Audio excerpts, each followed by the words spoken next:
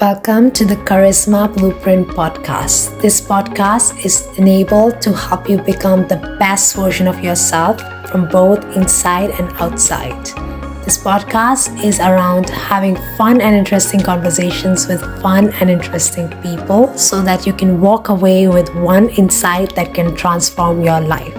In today's show, we have Joseph McGuire, who is a face reader with 30 years of experience. He's also a holistic therapist and he helps C-level executives and business leaders make more profound business decisions with the help of reading people and looking beyond words. I'm extremely excited to have him on the show, and I hope you get something out of this podcast today. Hi, Joseph. I'm extremely excited to have you on the show today, especially because your experience is so profound and you've had so many years of experience in face reading and also your book, Face Facts. And I'm extremely excited to see how our viewers can benefit from your life experience. But before we dive right into that, I would like to know about what exactly is the theory of face reading. Well, thank you, Surabhi. Honestly, I'm deeply honored to be here. It's always a privilege to be interviewed, and particularly, and I don't say nice things for the sake of it, by the way, but particularly when I know somebody is really alert and genuinely interested, that makes a huge difference as an interviewee. So thank you so much for the honor. The theory of face reading, my background is particularly with the Chinese tradition of Miansheng. And excuse me, I know I've probably mispronounced it because there's a subtlety in the pronunciation, but Miansheng essentially means face reading. And the Chinese tradition is some 3,000 years old, like the documentation goes back that far. It has been used in politics, business, and medicine. And I originally learned it as a diagnostic tool, as when I trained as a therapist. So I was reading people's faces in terms of their health and well-being. But I had been reading people since I was a child. I just intuitively knew stuff about people from the earliest time I can remember. And when I was introduced to face reading, it set light bulbs flashing for me because it now gave me a structure to explain what I was doing naturally anyway. And I delved more and more into the ancient Chinese system and what I understood, what I learned from it. And it's actually been borne out now by a lot of research in neuroscience, is that the mind and the body are inseparably connected. So rather than thinking in terms of liver, lungs, heart, etc., you're thinking in terms of the physical dimension. You're thinking in terms of, okay, how does the heart relate to our emotions? How does the liver relate to particular aspects of our mental processes, etc.? And then you're seeing it as a unified whole. So the theory of face reading essentially goes to say that our static facial features reveal a huge amount of information about our personality, behavior style, how we communicate, both in terms of how we receive communication, how we process it, and how we communicate externally, stress triggers and responses, health patterns, genetic influences from our parents, because we can divide the face into, two vertical halves. So the right side is from the mother, left side is from the father, and a lot more besides. So the theory goes into very, very considerable depth about what the static facial features reveal. And then we can go beyond that into what facial expressions mean and body language and all of that, which is what I work with now as well. That is so interesting. I really find that amazing. And also just following your childhood curiosity that this is something you really wanted to do, and this is something that you were so passionate about that you kept doing it. What is something that made you feel that this is a part you want to keep pursuing? You want to keep doing this. You don't want to give up. What was that thing for you? Well, it never leaves me. It's always there, and it's something I do automatically. The thing is, we all do it. We all read faces, but what we typically don't realize is when we see a face, we tell ourselves a story about that face. And we tell ourselves a story about who the person is, what they do, etc., etc. And we register faces in something like 1/17th of a second. So before we have time to even blink, we've told ourselves a story about the face. So I go past that. I actually look. Most people don't look. And if they do look, they don't really see. So I go past that. I actually know how to examine the face and look at what it's really telling me. And that is so fascinating for me, because people are endlessly fascinating anyway. And everybody is different. Everybody has challenges. Everybody has strengths. Everybody has potential strengths, potential weaknesses. And it's so, it just calls out to me to do this. I can't not do it, because part of why I'm really here, and this is getting into, I suppose, a higher dimension, but part of what I'm really here to do is to help people bring out the very best in themselves. And so when I see somebody, and I will pick up on somebody's pain and struggle very, very quick, I'll pick up on that instantly. And I will know a lot about where it's really coming from. So part of it's not even a desire, because desire is too weak a word, but part of what makes me alive and is my core purpose is to help people transcend not so much simply the pain, but the challenges the pain is bringing into their life, so that they see beyond it. I feel that is beautiful, especially the fact that you mentioned in your previous conversations online that you really want people to become the best version of yourselves. And when you really do the work, you want to bring out the best in them and leave the conversation happier, better, feeling better about themselves. And I love that. And also you mentioned that you can't not do it. And I think that's fascinating, because when we find that inner calling that we can't not do something, it's very difficult to stop ourselves, because we just want to keep doing that thing. And I absolutely love that. I find that very fascinating. And I would also like to understand about your book, Face Facts. What is the book about in terms of, you mentioned, I've seen that the book is about analyzing the different structures of the face. And you also mentioned that there are basically different nerves, there are different structures, every face is different. But is there a key message in the book that really stands out, which we can use in our everyday life? Yeah. Okay. Well, the book came about because I was asked over many years, had I written a book or would I write a book? So eventually I said yes. And the book itself is now, it's a simple, practical information primer. I started to write and I realized quickly that if I tried to write everything I knew, I would never get anything finished, because it just looked like this was going to go into a whole other thing. So I had to strip it down. And it's, like I said, it's a very simple, practical information primer. It's what I do is I take people through like different face shapes, the 8 basic face shapes we recognize, like sort of 6 forehead, 6 eyebrow shapes, etc. But what it means in terms of if you meet somebody with this forehead shape, with this eyebrow shape, eyebrow length, etc., this is what it means in terms of how to communicate with them and in terms of their personality. So I want it to be accessible for people that people can use it as a practical tool for communication. Like the subtitle is the art of reading your clients and prospects for sales, negotiation, and recruitment. And it was intended primarily for business people, but it is a practical tool for using in daily life, because people are people. That's amazing. And even just having like a guideline to just go over, because yes, every face is going to be different, but even just having a small foundation of understanding the different features, different faces would give you an idea of how to approach that person, that client, and to really read the room. Because when we are having conversations with people, it's very important for us to read the room so that we can bring out the best in ourselves in that conversation or meeting. I would also like to ask you now, what are some of the challenges that you face while really pursuing this path which you felt called to? Because yes, you felt called to in childhood, you really wanted to do this. You also mentioned you can't not do it, but this is a career which is not very mainstream. I would say it's very unique. I've never met someone who does this before. So how is it that you didn't listen to anyone and you kept going? Yeah, well, I guess I'm stubborn. I'm determined. So I'm not easily detracted anyway, or sidetracked.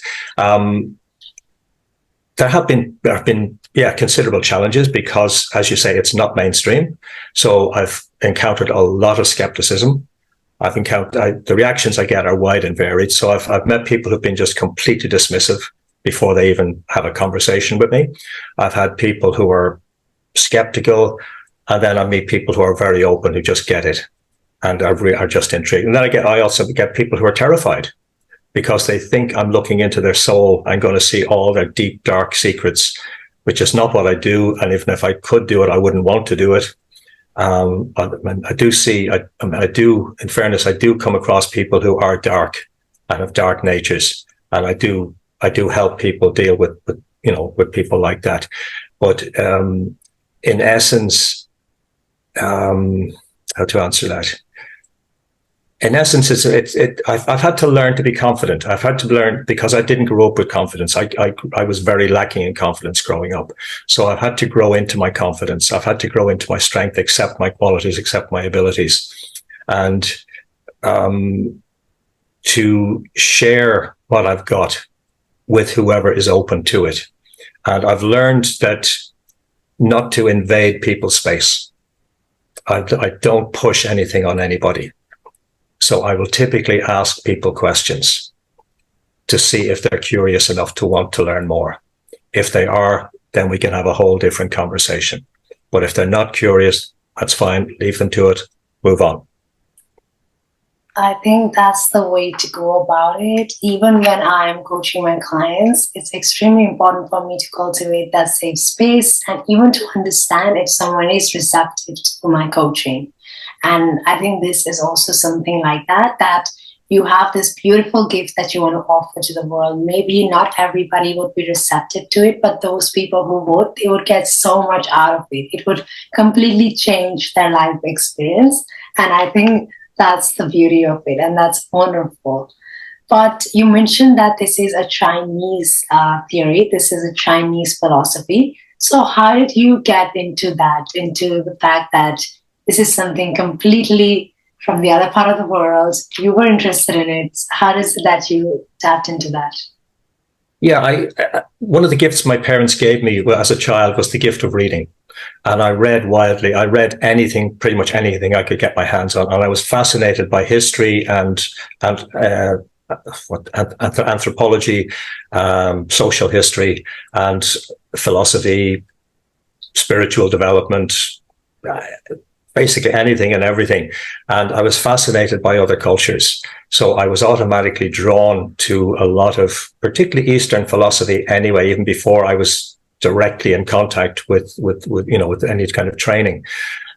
So when I was introduced to face reading, particularly the Chinese system, I was also introduced to Zen meditation. I was introduced to Taoism, and it felt like I was coming home. It felt like this is where I belong. This was so innate to who I really am.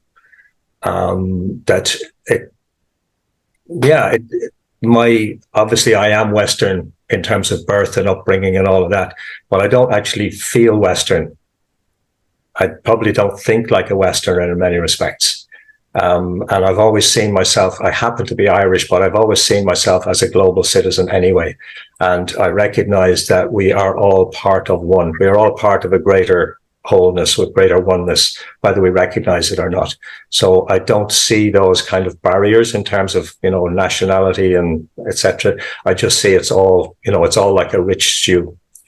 And we can all partake, we can all share. So that's how I see it, really. I think that makes a lot of sense. Even my coaching instructor used to say that we are all cells in the body of the universe. And that's something that stuck with me, because when I start thinking like that, I don't see, even if I am, for example, reacting to something, I stop immediately, because then I realize that I'm not reacting to that other thing and we are all connected. And that's amazing. Even the global citizen part, that's something I feel myself as well. But because I moved here from India and I've been living here 7 years, I still feel that it's not that I have to be from one place or another, because we are all living here together and we can be global citizens. So that is beautiful. I would like to ask you now, do you ever feel regret of having this knowledge, and does it ever work against you? I don't regret, absolutely not. I couldn't regret something that's so integral to who I am. Absolutely not. But it has worked against me at times because, like I said, I have had people who've been completely dismissive, where I've known if they were open, we could have had absolutely profound conversations, and the relationship, whether personal or professional, could have been very deep. And I have had people who've been like people I've known who've told me they're scared to ask me questions because they're afraid of what I might see, and that's sad. Because particularly because my interest is in their well-being. But beyond that, no. I mean, no, because even when I see people who have a real darkness in them, and I've come across some very dark people, I'm using that to help others. So even though it's painful to see that kind of stuff, it really isn't, and I sort of have to do a sort of a cleansing myself afterwards. It's still in the interest of helping other people avoid it. Wow, that's very interesting. I like the part of the cleansing yourself after you do a reading. Would you be doing that after every session you would have with your clients, or would it be something you would do when you feel the need to do that? Okay, there's two parts to that. I learned to do that when I worked as a therapist for like 30 years. So I automatically did it after every session anyway. I would just go and wash my hands, wash my face, and just cleanse the energy out. But what typically will happen now with the dark energy, I will see it on screen, or somebody, like typically a client, will send me a photo or a video of somebody that they're dealing with or could potentially be dealing with, and I will pick up on that energy. And so it's not so directly affecting me, but I will do some kind of cleansing after it anyway, because it's just not energy I want to have in my space, whether it's literally or metaphorically. That is very interesting, actually. And it's important to cleanse energy from people because we are all energy. Yeah. And it's important for us to call ourselves back into ourselves whenever we are engaging with other people. Yeah. If I was to meet someone today, I have a few meetings today, what are the things I should notice when I meet them in their face or in their body language? Yeah, absolutely. The first thing when you meet somebody, do they meet you with a smile, what we call the full Duchenne smile, like you're demonstrating it there now, where the eyes are engaged as well. A lot of people do what we call social smiling, and you'll see it a lot with celebrities and politicians, where the mouth is turned up as if they're smiling, but the eyes are not engaged. So if you meet somebody and the eyes are not smiling, it's not necessarily a red flag, but I always just wonder, okay, I'm not sure what's going on here, but maybe there's something going on in their life, or maybe they see meeting me as something transactional. So that's the first thing I'd be alert to. Then in terms of the actual conversation, I pay a lot of attention to the eyebrows. Now I know a lot of women, sculpt and shape their eyebrows, but the actual size and shape of the eyebrows as you find them tells you a lot about how people receive communication. So, for example, if the eyebrows are very sort of straight across, these are people who process information in a very linear way. So they don't want you to get into talking about feelings. That's nowhere near the top of their list. It's okay, why are we here? Tell me the reason why we're here. Whereas if, like, you've got nicely curved eyebrows, so if I were to meet you and just get straight into data, you feel like you're being pushed.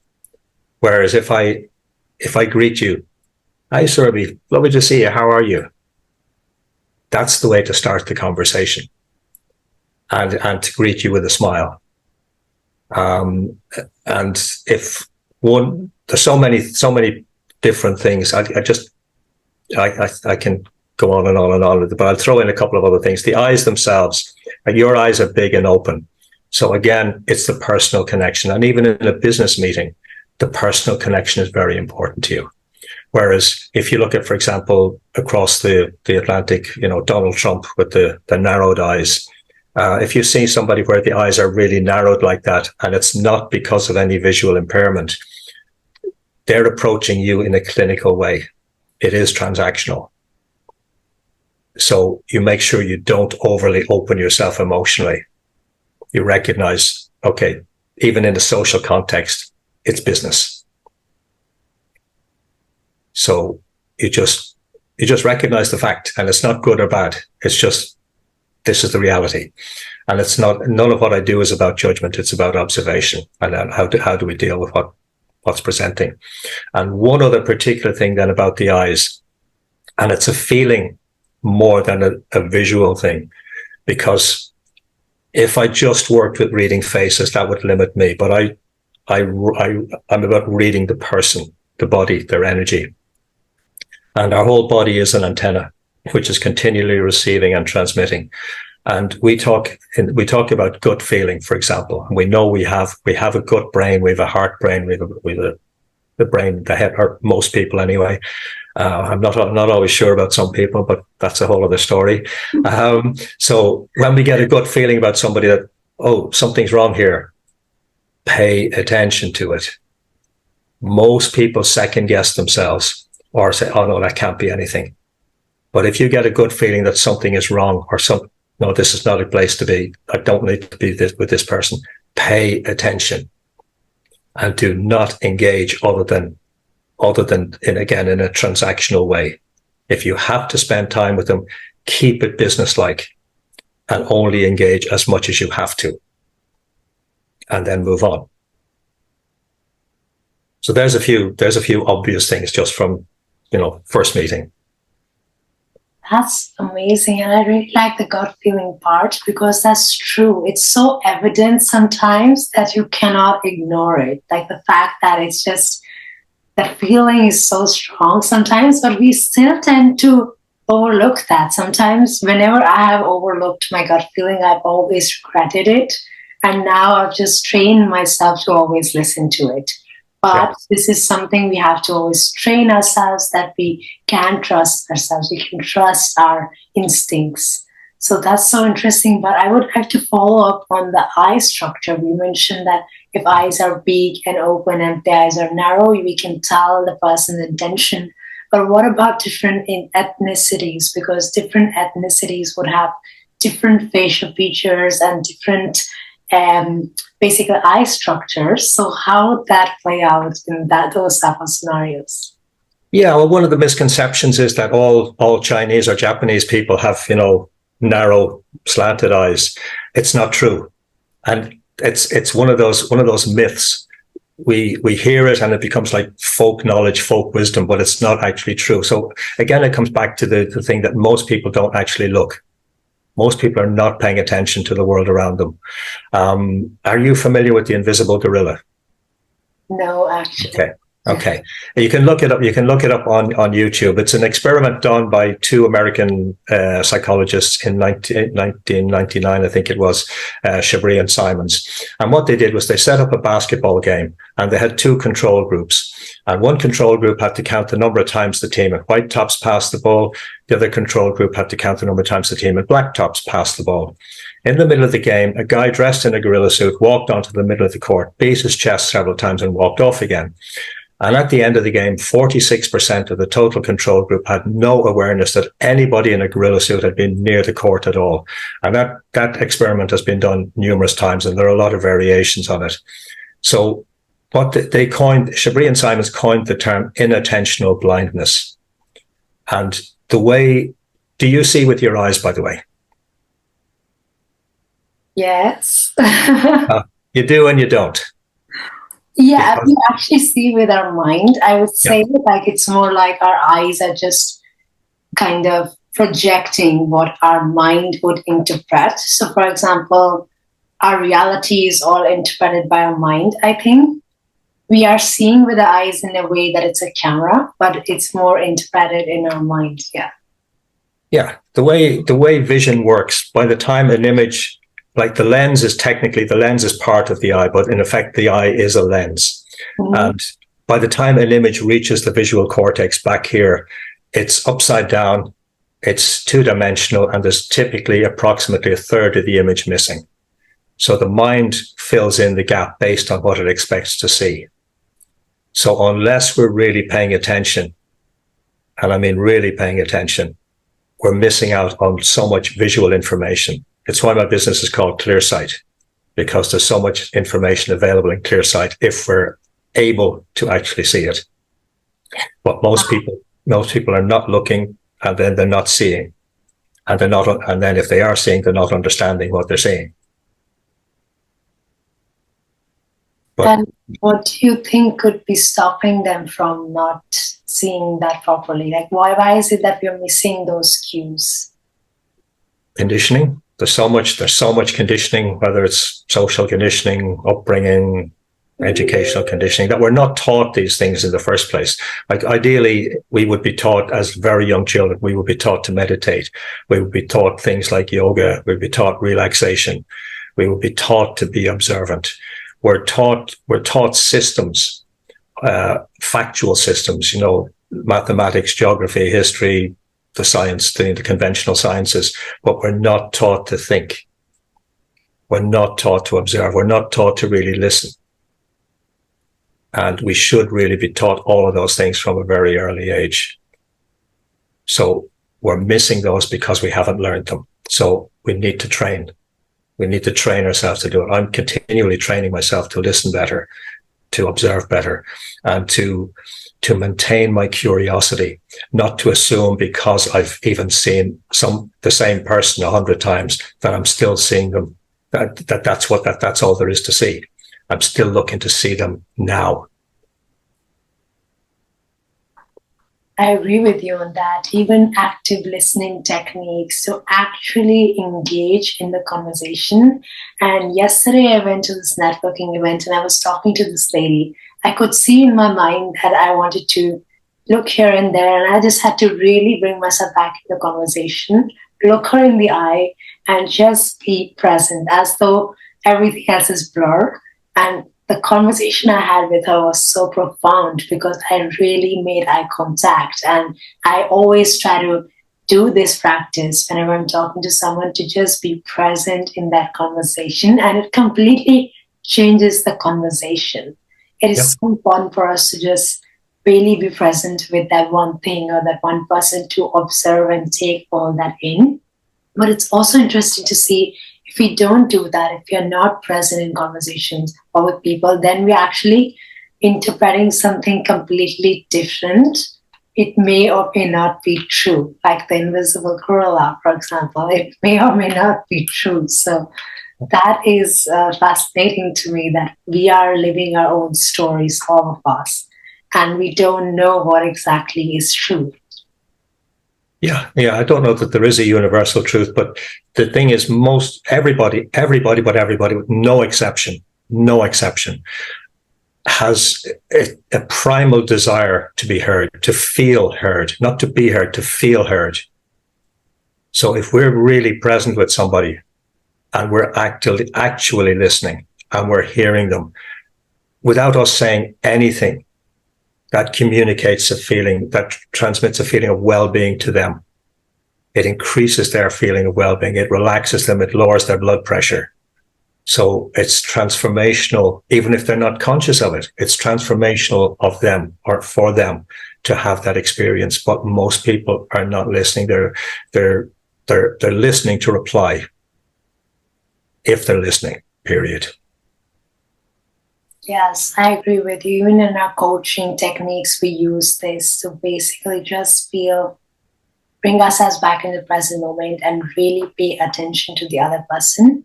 And in our fast-paced work environment, this can be a bit challenging because we have deadlines, we have tasks, so much is going on that it can be challenging to not reply or to not say something because there's just a lot going on back to back. But I would like to ask you that, is there any interesting person which you met or a client that you had who was something that you never saw before? You mentioned that you have actually met some people who were a little bit more dark, but have you met someone you found was very interesting and that was a face you never read before? I don't know that there was one example. There are people. I've read faces of babies, and I've read faces of people in their 90s, and I've read faces of people who are so-called ordinary people, and people have been hugely successful. And every face is fascinating. But I've seen I when I was a therapist, I treated a lot of babies, and I loved looking at babies, and I could see who they would become. Wow. Because I could see so many of them were so alert. They were born in a state of alertness, and they were tuned into something else. They came for a purpose. I could see it. They were like little Buddhas, and they had an innate wisdom. And one of the things that I would invariably tell the parents is, this child is going to ask you a lot of questions. Make sure you answer the questions, or if you don't know the answer, tell them you don't know, but you'll help them find out. Because I could see these children were just so innately curious. And I'm talking about like babies, sometimes 3-4 weeks old. You could see who they would become, that their features were so clear, and the basic bone structure, the shape of the ears told me so much about who they would be. It doesn't mean they would not have challenges, because they would, and the challenges would be inevitable and necessary. But there was such a quality that was so clear in terms of projecting into their future. And I don't do fortune telling, by the way. I know there's an Indian tradition of face reading, which is very much associated with astrology and fortune telling. That's not my background. But there are times when I can see very clearly where the future is going to be. And in a sense, it's understanding that the future is already there. Wow. Even though the face of the baby would change and everything would change, you could still tell what it would be. Wow, that's very interesting. That's so interesting. Yeah. And what is that like? How would you know that this particular baby's face could tell you so much that who would they become? What would be like, is that your gut feeling telling you where it would lead them? Or what would be the cue for you, basically? Yeah, good question. Before I deliberately read somebody's face, I have to get myself out of the way. I have to go into a place of being as empty as I possibly can be, away from any kind of bias or assumption. There's, the term Zen mind, beginner's mind. So it's as if I go into the thing where I absolutely know nothing.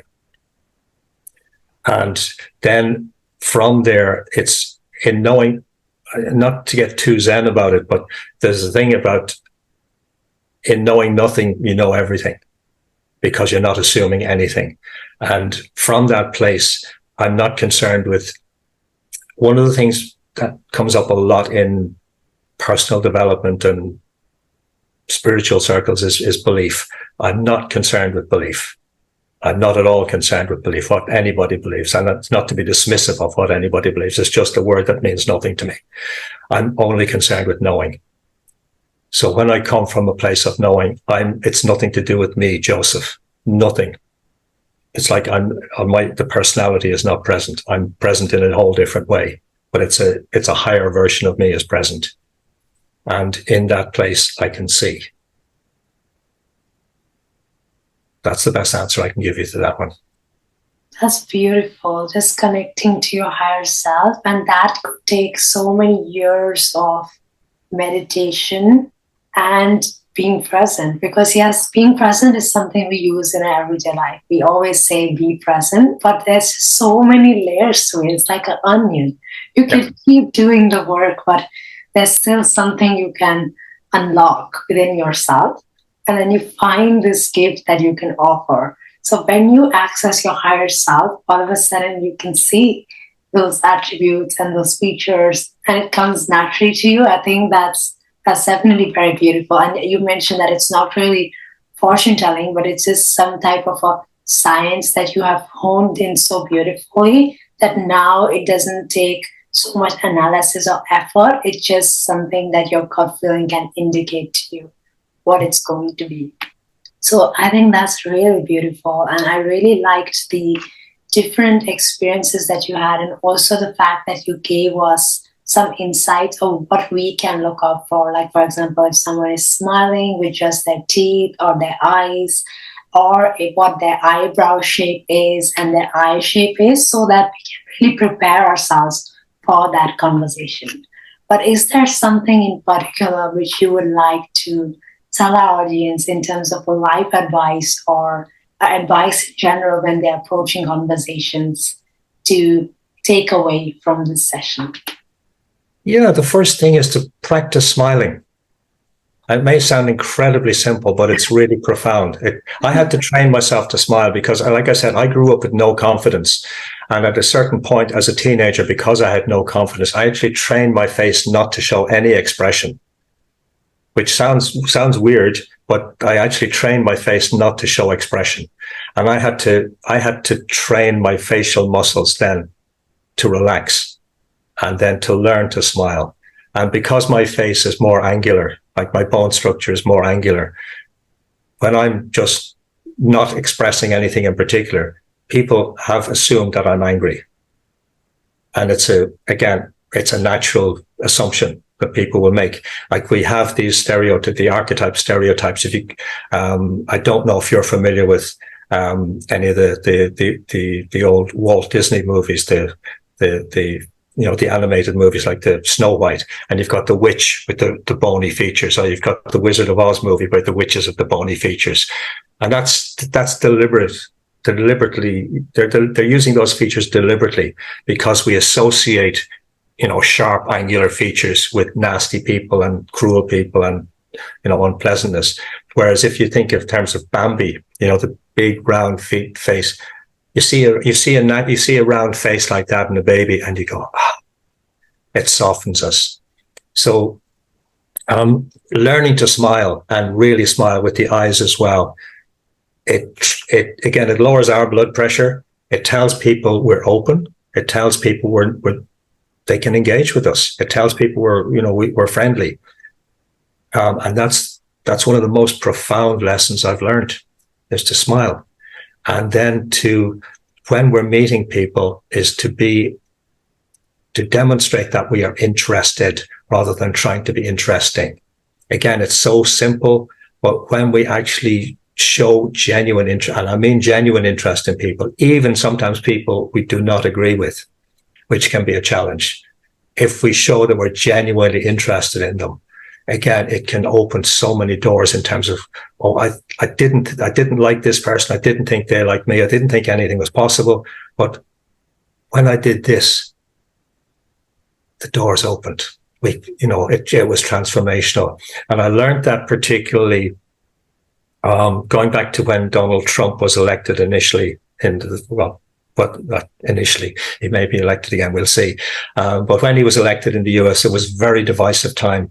And I remember reading an article in the Psychology magazine where they talked about the importance of listening again.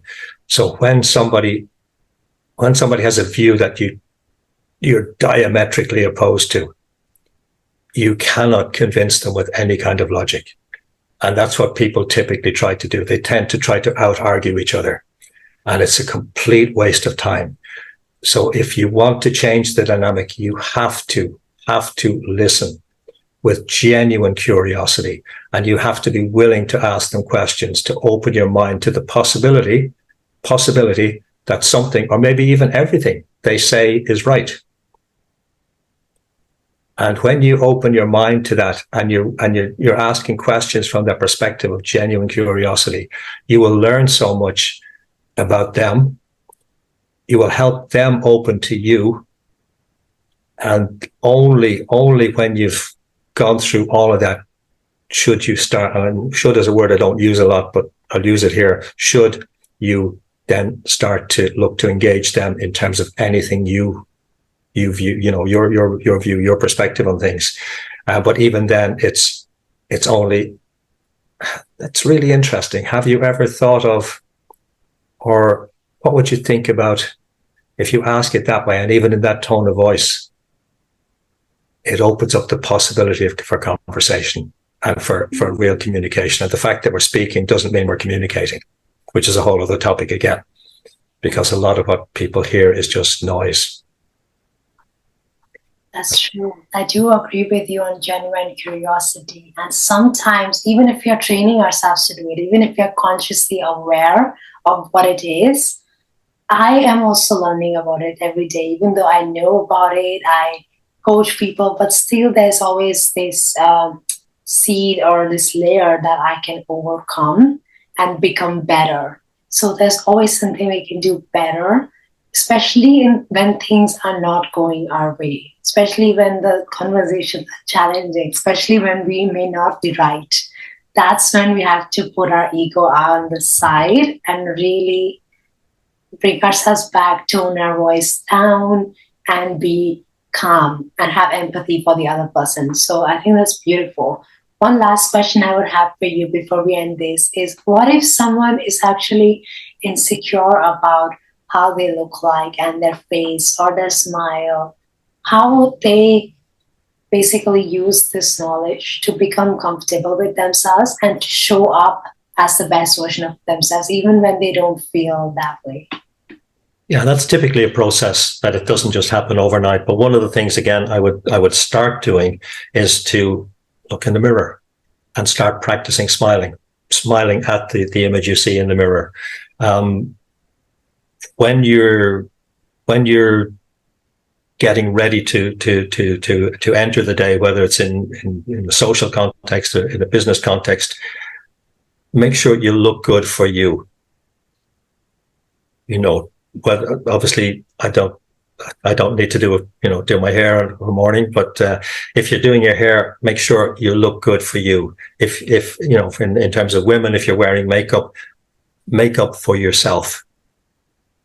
And if you're not sure about it, find somebody you trust and ask them for their feedback. And don't ask them, does it look good on me? Because they may give you the answer you don't want to hear, but what looks best on me? What suits me best? And dress for your own. And I do help a lot of people in their personal relationships as well. So one of the things I would always say to a woman, if you're going on a date, dress for yourself. Do not dress to impress the other person, whether it's a guy or a woman. Do not dress to impress them. Dress in a way that you feel comfortable with, and go from there. And if they don't like it, that's giving you a message. There's no future here. So it starts with, for me, with looking in the mirror.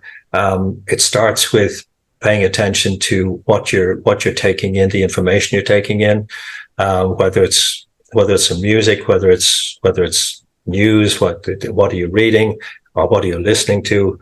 Who are you hanging out with? Who are you spending time with? Because it's easy to spend time with, well, it wouldn't be easy for me now, not you either, but it would be easy to spend time with people who are just a bit down and a bit negative, and there's something wrong with the world. They're complaining about something, and that's not a healthy space to be in, physically, mentally, or emotionally. So it's paying attention to your daily habits. It's looking in the mirror, it's dressing for yourself. It's paying attention to who, where, how you spend your time. Are you paying attention to what's actually happening in your life? There's so many dimensions to it. It doesn't just happen overnight. But if you value yourself, and hopefully everybody has some degree of value, even if their confidence is low, that they'll start to take simple, practical steps that they can transform, and to recognize that everybody can transform their situation.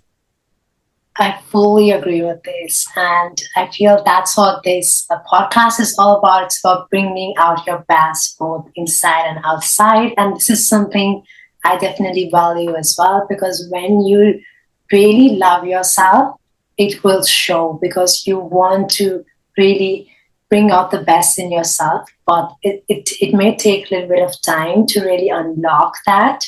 but it's about being so compassionate, loving yourself, and living the life that you want for yourself, not to prove it to someone else, Yeah. but to genuinely bring out the best of you to the world.